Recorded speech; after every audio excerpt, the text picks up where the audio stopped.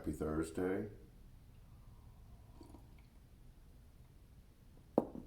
You've probably seen me in this spot before. It's not my usual spot, but I'm in this one because the building is really cold. We've got the heat turned way down in the downstairs promised land area because we only use that at certain times of the week, and so right now we're not using it. And I'm in this one because you're beginning to see the sun come around and it'll warm me up a little bit, so that's why the coat and everything else. You know that I need this time. I need the time reading scripture and writing and journaling, and I'll talk about that in a couple weeks. You'll get a report about how that's going. But I need to just look at the world and feel the warmth of the sun to realize that even though it's crazy out there, I mean, the world is a dumpster fire, that there's still beauty and there's still good in it.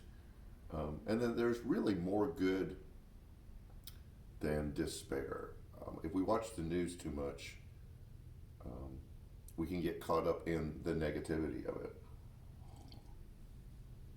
Or if we do what, like I've been doing, I pulled myself out of a Facebook group discussion about Joe Rogan and canceling. I don't want to chase that rabbit. But the conversation in the group was, first of all, no one can define what cancel culture is. They're just throwing that around. But I was having a conversation with several other people, and we weren't all in agreement, but it was a really nice, healthy, well, what about this? Well, what about this?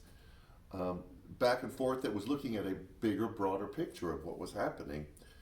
And then some goofball frat bro, like against Greeks, but you understand the personality, just jumped in there with both feet, unloading clips, just smoking everyone, or trying to. And so everyone tried to respond back to this person with a certain amount of respect and generosity and kindness, and he would have nothing of it. And I know my engagement with him, because no one engaged him. He jumped in and just kind of scattershot everyone. My engagement with him was, so define it, so let's talk about it. And it was nothing but just pre-digested, regurgitated bullet points. So it was obviously true that he wasn't really having a dialogue with us. He was spewing talking points that he had picked up from somewhere else. So this isn't a conversation about Joe Rogan, although I do have a problem with a person who uses the N-word as many times as he has in general, but with no context or understanding of what it means. That's an aside. But it made me lean in this direction thinking about the Sunday's message. The Sunday message, we're talking about the genius of love. And that is these commands that Jesus gave us, that we are to engage other people with a certain set of standards and beliefs and understanding of what God has done for us. That was incarnation. Last week we did a little conversation about it yesterday and realized it was a heavy topic. And I thought, whew, if you thought incarnation was heavy, wait till you talk about love. And what it's forcing me to do, and like this conversation with this person online, is come to an understanding myself of how seriously do I take Jesus.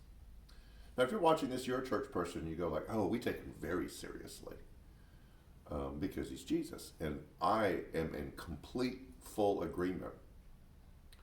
The problem is we all have a tendency to hedge on some of the harder teachings because they push against our internal natural reaction. Like I wanted to just unload several clips on this other guy because he wasn't very bright.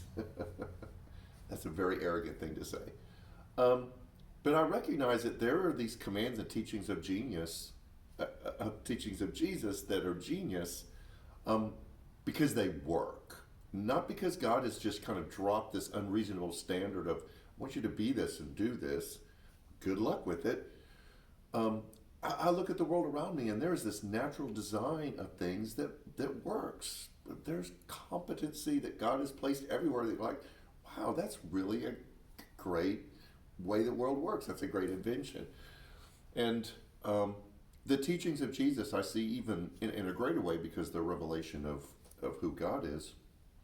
And so when we talk about love, what it means to love in really difficult situations, not love our family, not love the people that are close to us, because Jesus said even people who don't know God can do that, but to love people that are difficult and love people that are hard. Is that just this unreasonable standard that God dumped on us, or is there a greater understanding or purpose or genius of it?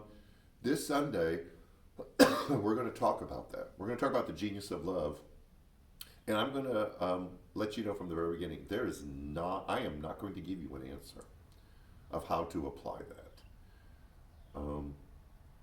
Because it's not a cookie cutter answer. We can't take this teaching of Jesus and force it into every situation. It looks different. It feels different. We act different on it. But this is the unifying question, and that is, how will we practice this truth in the different situations that we're in? It's not a formula that whenever you're in any situation, you cram all of the variables into it and out pops the same answer. You've got to engage in people differently, in conversations differently, and what it looks like to love. But you've got to engage it. And that is going to be the key that we talk about this Sunday. That it's not about making everyone practice it the same way. It's, are you taking the teaching seriously? Do you really believe Jesus meant it when he said it? And how are you going to work that into your daily interactions? This will be a really hard message. And I want to challenge you to really engage it. I don't know if I'm going to re-enter this conversation. There's a bunch of people that have just piled on this guy. I don't want to do that. He's not going to be convinced. So what is the best way to show love in that situation, even though I don't know who he is? I haven't figured it out yet. But right now, love is asking me to take a break and to allow whatever energy that has built up in me to simmer down now, and then decide if it's worth engaging again. That's what love seems to be asking me to do. So I've got a few more minutes here. I've got to finish writing, and then I'm going to head back to my office. I'm going to enjoy the sun a little bit longer while it's beating down on me. So I know this was a little lengthy. This is a really big conversation. I had so many other things I wanted to say that I just couldn't fit them in. But that'll give you a little bit of a teaser for Sunday. Everything you need to know is online, all the information. We generated a lot of different things in staff meeting on Tuesday, and you'll begin to see those trickle out. We'll have an elders meeting next week and kind of formalize some of those. But anyways, enjoy the day. Get you your favorite morning beverage, and we'll see you Sunday. Take care.